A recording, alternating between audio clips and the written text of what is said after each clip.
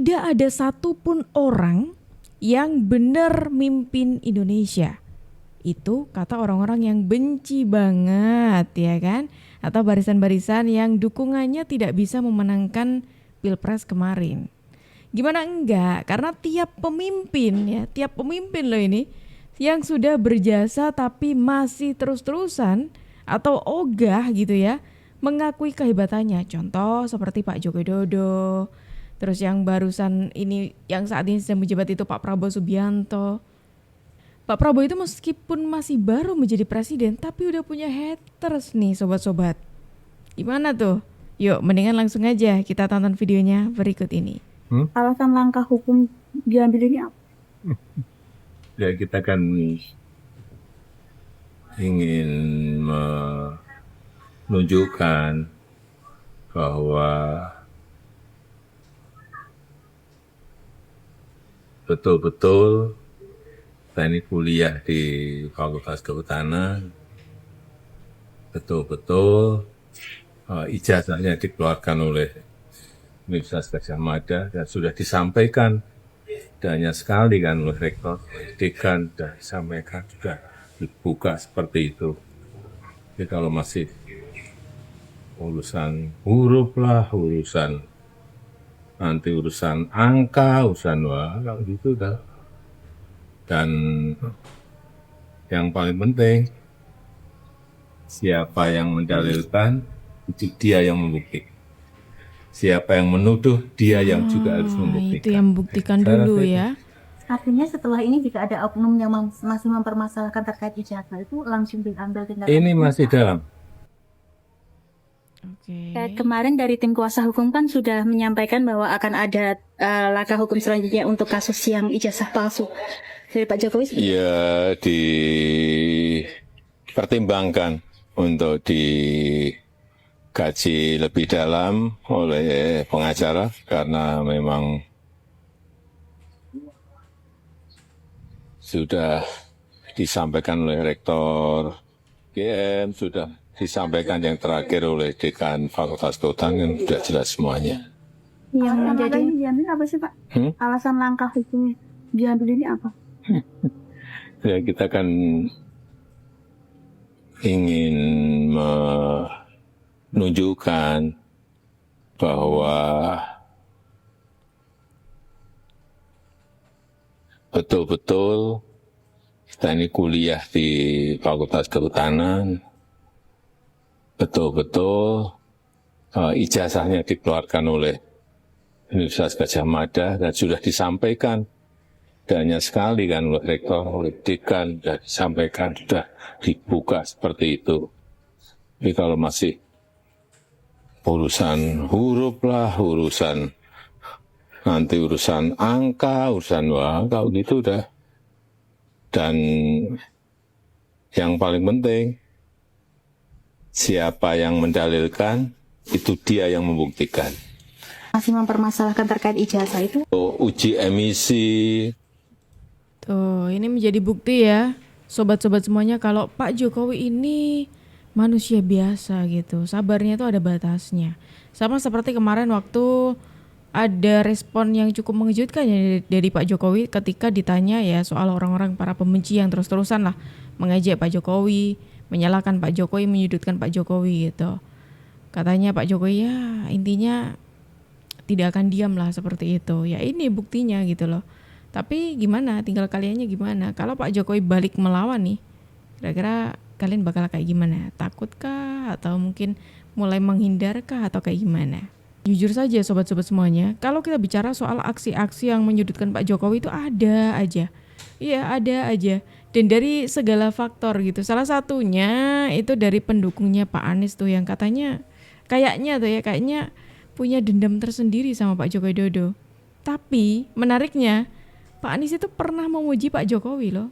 Iya, pernah memuji Pak Jokowi. Kira-kira gimana kalau anak abah tahu abahnya pernah ngomong kayak gini? Saya pilih Jokowi karena saya yakin dia kompeten, dia bersih, dia gak punya catatan macam-macam dalam track record perjalanan karirnya. Saya saksi, saya melihat pemimpin yang bisa ambil keputusan dan pemimpin yang tidak bisa ambil keputusan. Beliau adalah pemimpin yang bisa ambil keputusan dan keputusannya berani. Kadang-kadang melawan tekanan-tekanan dari mana-mana. Coba lihat Pak Jokowi ya. Saya suka nangis loh. Beliau tuh sampai kurus loh. Mikir kenapa? Mikir kita loh. Mikir rakyat loh. Satu kunci yang bisa dibagi kepada orang-orang yang memang ingin memimpin dengan hati. Apa itu Pak Jokowi? Jangan punya kepentingan. Oke. Kalau Anda menuduh seseorang yang... Tuh, sudah dengar kan? Sudah dengar sendiri dong pastinya. Kira-kira gimana para anak abah ketika kalian melihat abah kalian nih, orang yang kalian sanjung-sanjung itu pernah memuji Pak Jokowi sebegitu tingginya. Tapi jujur ya sobat-sobat semuanya, kalau aku melihat tadi tayangan tadi nih soal Pak Anies Baswedan, aku tuh jadi inget kalau omongan Pak Anies itu agak susah dipegang ya. Dari masa ke masa. Iya. Salah satu contohnya ketika Pak Anies itu membahas soal korupsi, yang justru Pak Anies itu ya mewajari adanya korupsi. Korupsi misalnya 20 miliar, terus dihukum 3 tahun, 4 tahun. Pekerjaan apa yang bisa memberikan penghasilan 20 miliar dalam waktu 3 tahun? Nggak ada. Karena itu korup nggak apa-apa. Tuh, sudah dengar sendiri kan, korup nggak apa-apa, katanya seperti itu. Korup nggak apa-apa, enteng sekali ya. Kira-kira gimana kalau menurut kalian? Sebelum Ganjar saya ke Anies dulu. Iya, Anies dulu, Anies dulu lah. Anies dulu ya, Anies. Anies ini seorang, dia scholar. Intelektual. Scholar. Scholar. Anies pintar sekali. Cerdas ya? Cerdas dia, sekolah pintar. Kan beda pintar dengan cerdas ya? Oh beda ya, pintar. Speech-nya, pidatonya sangat bermutu dan memukau dibandingkan yang kedua ini ya. Brilliant konsepnya. Brilliant ya. Dia mengangkat soal kesejahteraan, soal kemiskinan, soal gap. Persis seperti yang sudah diangkat oleh Profesor Cipta Lesmana. Mungkin dia juga nyontek saya, mungkin. Jadi dia meniru ya? Jadi Anies ini meniru Prof. Cipta Lesmana ya? Saya nggak berani ngomong begitu. Oh gitu. Terlalu gegabah saya. Tapi dia punya konsep. Cuman yang kita tembak adalah waktu lu jadi gubernur lu jalankan tidak konsep itu. Tidak kan? Jadi ngomongin doang gitu. Misalnya yang di apa? Reklamasi. Dulu digencar terus, dihajar terus. Nggak boleh. Itu nanti bisa banjir gimana itu. Sampai dibawa ke pengadilan, Pak. Pengadilan, ya. Lama di pengadilan. Akhirnya hilang juga tuh kasus. Sekarang makin hebat tuh. Reklamasinya. Luar biasa sekali. Ya. Semakin keluar. Ya, terus dia bicara soal keadilan, soal kemiskinan. Bagus. Di situ saya bilang sama teman-teman saya, Anies konsepnya bagus sekali. Tinggal permasalahannya. Lebih bagus dari Prabowo. Aduh, konsep-konsepnya jauh lebih bagus. Mohon maaf Pak Prabowo gitu ya. Saya kenal tapi saya ya minta maaf dulu gitu lah. Konsep jauh lebih bagus Anies Baswedan Pak. Cuman orang bertanya-tanya, ya, lu bisa laksanakan tidak? Sudah ada contohnya. Gubernur kan boleh bilang ya presiden tingkat bawah gitulah gitu ya. Waktu gubernur salah ngundang nih. Banjir gimana banjir? Kok dia mengatakan air itu keluarnya dari bawah, dari mana gitu ya. Jadi yang di bawah mesti dipendem gimana, diketawain sama orang Pak. Terus bikin sumur resapan gitu ya. Terus bikin ini kan, dia gali-gali, dia bikin apa gitu ya. Salah lagi konsepnya. Banyak orang yang kejeblos di jalan Tamrin itu, banyak yang kejeblos gitu ya. Ya terus soal banjir, aduh mana banjir, macet. Kok tiba-tiba waktu jadi gubernur ada survei katanya Indonesia ini kemacetan makin bagus ya, penanganan kemacetan makin bagus. Saya bilang makin macet. Gitu. Iya. Tidak sesuai dengan yang Prof. Cipta lihat. Iya. Aduh Pak, kan tiap hari kita keluar ya, naik motor, naik mobil, kemacetannya bagaimana gitu ya. Nah, di sini Jokowi lebih hebat soal kemacetan. Dulu presidennya SBY mengeluarkan mobil yang emisi mobilnya lebih murah gitu Pak, lebih murah. Nah, Jokowi berani Pak, dia kritik Presiden SBY. Ini gimana Pak SBY? Saya capek-capek mengatasi kemacetan. Kok sekarang dibanjirin mobil murah, mobil apa segala gitu ya? Yang gitu. Bagaimana? Ya, habislah proyek saya ini. Oh, kayaknya ini Bung Abraham Samad salah ngundang orang nih gitu ya. Tujuannya di awal memang benar sih, kayak memuji orang yang mungkin Pak Abraham Samad ada di barisan itu gitu ya. Cuma ternyata kalau kita dengerin secara lengkap nih, oke benar Pak Anies itu pandai, pintar. Cuma konsepnya kalau dalam merealisasikan itu masih belum terbukti. Niatnya mau menjunjung Pak Anies nih, jatuhnya membongkar aibnya Pak Anies. Jangan mau ajakan-ajakan memberontak, ajakan-ajakan menghina pemimpin. Okay. Man ahana sultanallahi fil ard ahanahu Allah. Siapa yang menghina pemimpin Allah di bumi, pemimpin yang ditunjuk oleh Allah di bumi, maka dia menghinakan Allah Subhanahu wa taala. Ini para ikhwan. Dan kita tidak mengklaim kesucian bagi pemimpin, kita tidak.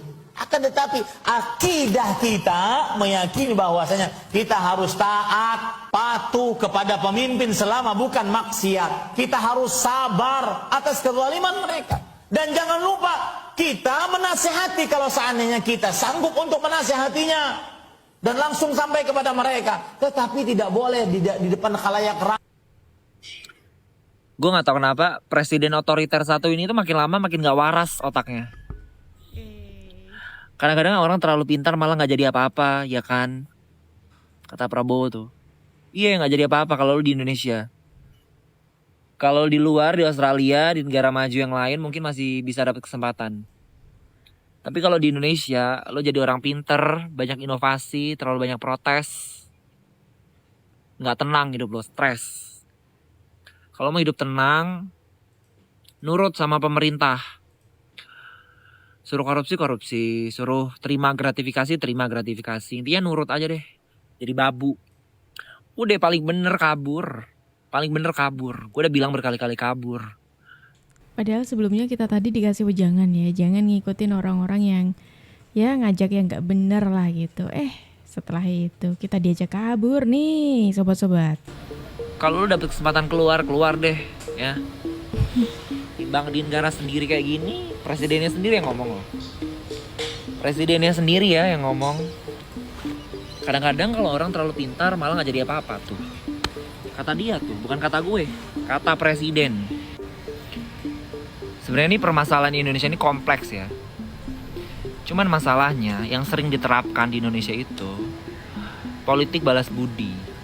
Prabowo tuh menang juga karena udah kong kali kong dengan para koalisinya, dengan para politisi, udah bagi-bagi suara, akhirnya dikumpulkan menjadi 58 itu. Udah ini kan aman, makin aman tuh undang-undang yang dibuat tuh kan. Ntar lagi hilang juga nih gue, amit-amit. Sebenarnya gue yakin orang Indonesia tuh yang pinter banyak ya, cuman mungkin nggak nampak aja atau nggak masuk ke politik. Karena yang masuk ke politik tuh rata-rata orang-orang yang kayak gitu. Cuman buat nyari power aja, mereka tuh gak kompeten dalam bidangnya gitu. Even untuk membidangi sesuatu aja, lo tuh harus masuk ke partai politik dulu gitu. Baru lo akhirnya bisa mendapatkan jabatan itu untuk ngerunning departemen. Isinya orang-orang kayak Itil semua yang bagus mungkin 1-2, sisanya Itil, Tempi, kontol, tau gak? Kasar kan gue ngomongnya, udah gue keluarin semua bahasa-bahasa binatang, ya? Bahasa hewan. Gak ada sopan santun buat pejabat-pejabat di Indonesia, gak ada ya. Kayak tempe semua. Aduh. Gimana ya? Kalian aja deh yang komentar, coba teman-teman semuanya. Kira-kira gimana kalau menurut kalian informasi kita hari ini? Langsung aja tulis di kolom komentar di bawah ya. Dan teman-teman semuanya, terima kasih karena kalian sudah menemani aku dari awal sampai akhir. Aku Juju pamit undur diri. Sampai jumpa.